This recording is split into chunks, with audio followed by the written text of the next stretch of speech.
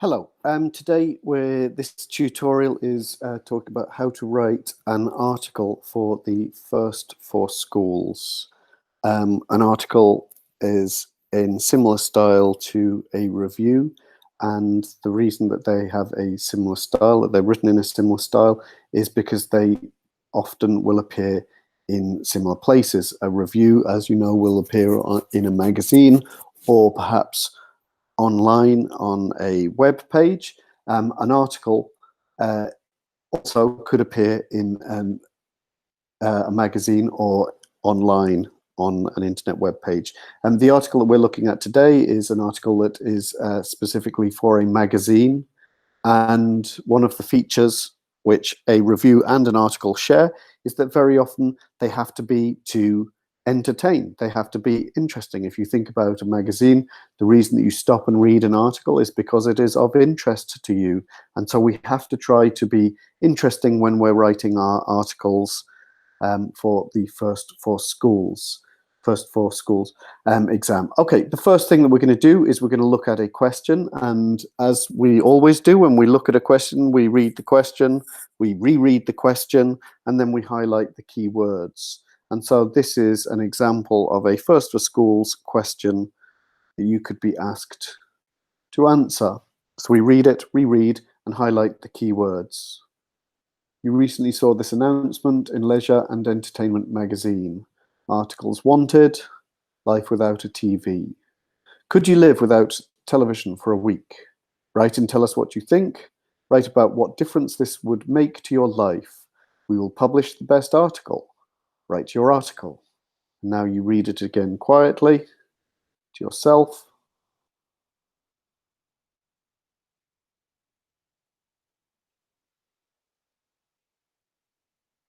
And we get ready to highlight the key words.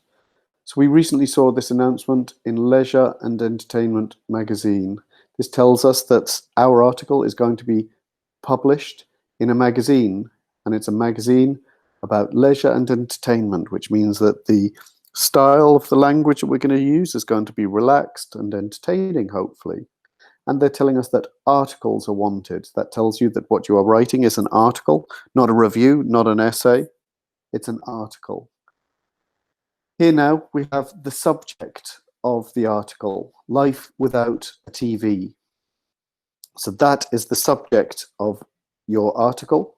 And now we have important information that we need to include in our answer. We're asked, could you live without television for a week? Tell us what you think. And write about the difference this would make to your life. So they say they'll publish the best article, and we have to write an article. Fine. So the subject is living without a TV. That's the subject, and the contents of our article. The content of our article is, can we live without television for a week? Tell us what you think. It's asking us for our opinion. And then more content. We have to write about the difference that it would make to our lives. So we're talking about whether we can live without TV. We're talking about the difference it would make to our lives. And then we're including our opinion. Okay, so we now have read and understood the question. What we're going to look at now is someone who has tried to answer this question. We're going to study a model of somebody who has tried to answer this question. With or without TV? Have you ever thought what it would be like to live without a TV? Some people think they would probably die without it. Living without a telly could be a problem, but it could also be a new start for your leisure time. First of all, you should know that this could change your life.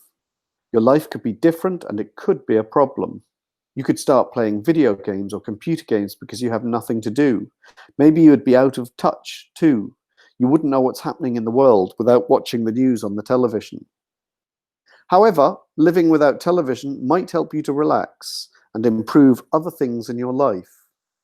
If you didn't have a TV, you could hang out more with friends. Maybe you would get bored at first, but then it could help you to think more and to study more and even get better marks. Maybe you're thinking, what would I do without a TV? The answer is easy. You won't know until you try. So get moving and give it a try. So this is somebody who has tried to write an article to answer this question. We need to first check, has it talked about the idea of living without television for a week? And the answer is yes, it has. Has it given their opinion? Yes, it has. And has it talked about the differences it would make to this person's life? Yes, it has. So this is a good answer to the question. He's tried to answer the main parts of the question. So that's good to start with. But now we're going to look at some of the other elements to this article that make it a good piece of writing. I'm going to show you some different elements, and we're going to analyze this model. So let's first of all look at some of the things that you can do if you're going to write an article. The first thing that you can do is you can try to involve the reader. You can talk to the reader directly. You can address them, especially with questions. You can ask direct questions. This is a way of engaging. This is a way of trying to make the distance between the reader and yourself as short as possible. So you can ask them direct questions. You can use an informal, lively style. Try to write with energy and enthusiasm. Try to avoid using formal language. Avoid formal language. Avoid being too serious. So we're going to try and write with enthusiasm and energy and in a lively style. Try to include ambitious language. Try to include a variety of adjectives, a range of descriptive language. Try to avoid simple descriptions. We need to get away from saying things just good, bad, nice, big, small. Some of that language we were looking at when we've been writing reviews is also language which you can use here. Try to include nice descriptions, ambitious language. Okay, this is standard, and this is the same for all pieces of writing, whether it's an essay, a review, any of the writings that you're doing for the first certificate. You have to divide the information into clearly organized paragraphs. And then lastly, you can finish by summarizing what you have said. You can give your opinion in the final paragraph. If appropriate, if it has asked you for your opinion, then you can include it in the final paragraph, and that is appropriate for this question. It does ask our opinion. Okay, we're going to now look at some of the techniques that we can use writing an article, and we're going to look at them in slightly more detail. The first thing that we have to do when we're writing an article, because we're trying to get somebody to read our article. If you think about when you're reading an article, you flick through the pages. We need to attract the reader. And the very first thing that you can do to try and attract the reader is you can try and use an attractive title. And here we have a simple title. It's With or Without TV. Now, we try to do this, try to write an attractive, eye-catching title, something which is going to make the reader stop and read your article. Let's have a look at some simple ways that you can make your titles eye-catching and attractive.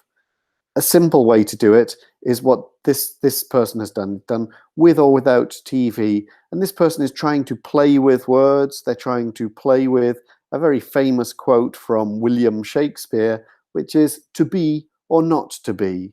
And this is a simple technique that we can play with this structure, with or without TV, to be or not to be, to play or not to play, to study or not to study. These are all simple ways. You know, if the article is about playing video games, you can start with your title, to play or not to play. If your if your article is about whether you should study more seriously or not, then this would be a nice way to start your article. Playing with words is one way that you can make a title eye-catching. Another way is something which is called alliteration. Alliteration is when you have the first letter of the word is the same, it's repeated. So for example, gaming, good for girls and boys. And so you have GGG. This would be an attractive title, eye-catching. Serious study saves students, SSSS. This is an example of alliteration. So we have two techniques that you could use to try and make your article title a little bit more eye-catching. One last example, playing games prepares pupils. And you see that in both, in this example here and this example here, not every letter has to start with, not every word has to start with the same letter, but we try and repeat the first letter of the words. And this is called alliteration. So this is a technique which you could possibly try and introduce to make your titles eye-catching. Another feature of an article that we talked about before is that you can address the reader directly. So we see in the first line, we say, have you ever thought? We are addressing, involving the reader and addressing them directly. And in this model example, we have lots of examples where the writer is talking directly to the reader. It could be a problem for your leisure time. First of all, you should know. You could start playing. You would be out of touch. These are all examples of trying to involve the reader, trying to attract the attention of the reader. Talk to the reader directly. Another technique that we can use to make our article more interesting is to try to use a more lively style, writing with enthusiasm. You can exaggerate a little bit. It could change your life. You might die without TV. You could be out of touch. So it's slightly exaggerated, slightly energetic, enthusiastic writing.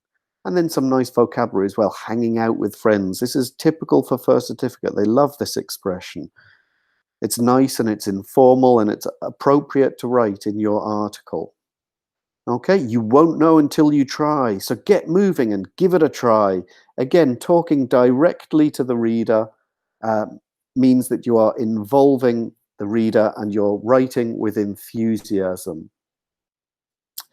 With all of your writing, we try to use slightly more ambitious language. And here's some examples of the type of thing that we're looking for: a variety of adjectives, avoiding simple descriptions. So we have this lovely expression, a new start for your leisure time. It could be a problem. Nice fixed expression. To have nothing to do. This is a nice fixed expression. It's not so complicated. To be out of touch. These are all expressions that you know, but you need to be using them in your writing. Hang out with friends. Get moving. Give it a try. This is nice descriptive language. And again, I think it is language that you do know, but you simply need to introduce it into your writing. Okay, the next thing that we're going to look at is how you organize your paragraphs. Because we did mention at the beginning that we do have to have clear, organized paragraphs, okay? And the things that we're going to show you now, that I'm going to show you now, are things that you have seen before in your essays, things that you've seen in your reviews.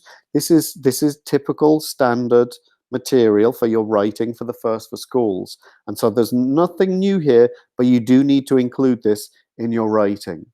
The first thing that we have, well, this is slightly new. An article, you can use a direct question in the introduction. I think it's a very good way to start. Ask a direct question of the reader. Have you ever thought what it would be like to live without TV? This is a nice thing to include in your article.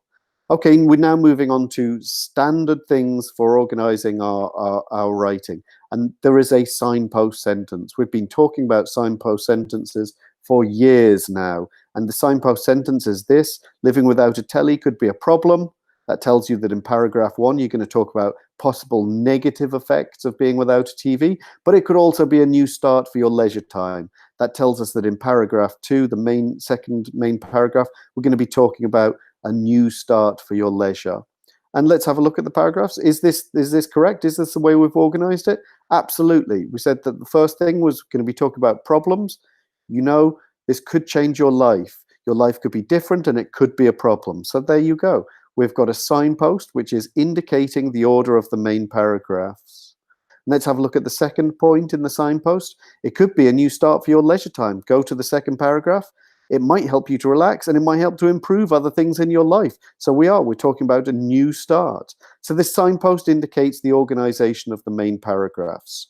Try to do this. Try to include a signpost sentence. It shows that you know what you're doing. It shows that you know what you're going to talk about. It shows that you have planned. It shows that you are in control of your writing.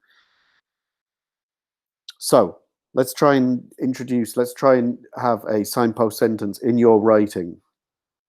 Okay, next point. Divide the information into clear paragraphs. One paragraph is talking about how it could be a problem. One paragraph is talking about how it might improve your life. So that is clearly organized. Next, use linking words. You'll see here that we have a linking word for the first word in each of your main paragraph is a linking word. First of all, and then in the next main paragraph, however. Try to use these linking words to give structure to your ideas, to give structure to your paragraphs. And this is nothing new. Try to write a topic sentence. At the first sentence of the paragraph is telling you what this paragraph is going to be talking about. We've studied this with essays. We've included them also in reviews, and we're going to try and use them here in our article as well. Okay, so this is nothing new. You've seen this before, and I want you to try and be including this in your articles. This is also nothing new. We've been looking at this in our essays. What we have here is an idea, maybe you would be out of touch, and the consequence. Sorry, the reason. So we have an idea and then we have a reason. And this is what we've been talking about all year. Extend your ideas. Have an idea and then a reason. An idea and a result. An idea and an example. And then in the next paragraph, you can see the same structure again. Maybe you would get bored at first. That's your idea, but then it could help you to think more and to study and to get better marks. This is the result. So we have our idea and our result. I also think that it's worth pointing out that in all of these paragraphs, and in your paragraphs as well, we have 1, 2, 3, 4 sentences in this paragraph. Remember to write short, simple, clear sentences. Spanish sentences are often longer than we would write in English. So keep your sentences short and clear. Let's look at the next main paragraph. We have one sentence, then we have a second, then we have a third. So 3 or 4 sentences in each paragraph. Fine, so we've talked about some ways that you can organize your main paragraphs. Let's also now have a look at the conclusion. In an article, just like we start with an eye-catching, attractive title, we try also to end on a strong note. And one way to end strongly is to, again, use a direct question. You're thinking, what would I do without a TV? We also have an exclamation. Exclamations are strong ways of finishing your paragraph, finishing your article. But also we have this structure. Get moving, give it a try. These are called imperatives. An imperative is a strong way of finishing your article. So finish by summarizing what you've said, give your opinion, and try to finish strongly. Try to use an imperative. An imperative is an expression like shut up, sit down, leave the room, open the door. They're strong orders and they're known as imperatives, and it's a very good way to finish your article. So try and introduce that in your writing. Introduce an imperative or an exclamation or a direct question in your final paragraph of your article. Okay, this is now a summary of everything that we have looked at. We've looked at I don't know why that's happening. We've looked at an eye-catching title. We talked about to be or not to be as a question. We talked about alliteration. This is a mixture of both. We have W, W, so it's alliteration, and it's also to be or not to be, that structure. So an eye-catching title. We've talked about trying to use a signpost sentence to show the reader that we know what it is that we're writing about. We know the order of our main paragraphs. We've talked about trying to involve the reader, addressing the reader directly with direct questions. Have you ever thought about? You could start playing. You would be out of touch. Maybe you would get bored. These are ways of addressing the reader directly. And also at the end, last paragraph, what would I do without a TV? You won't know until you try. Addressing the reader directly is very good technique to try and include in an article. We've also talked about trying to use lively, energetic language. Slight exaggeration is possible. You might die without it. This could change your life. So get moving. This is energy and enthusiasm. Try and introduce that in your writing. We've talked about trying to use a variety of language, a variety of adjectives, some more ambitious language, have nothing to do, hanging out with friends, get moving, give it a try. This is the sort of level of ambitious language you need to be introducing for your first certificate writing. We talked about linking words. We talked about topic sentences, so using a linking word in your topic sentence. We talked about trying to finish strongly with an imperative. Get moving, give it a try. We talked about exclamations and possibly addressing the reader directly again in your final paragraph. So this is what an article looks like. We now have a couple of examples of some language which you can use to involve the reader. These direct questions that you can write to involve the reader. Can you imagine? You might think, but ... We've all been in the situation. This is a very good way of involving the reader. You talk to the reader using we, a we statement, to show that you and the reader are the same. And then some language to give your opinions. I think that's a good introduction to what an article should look like. And I want to say thank you for listening and thank you for watching. I look forward to seeing your writing soon. Thank you.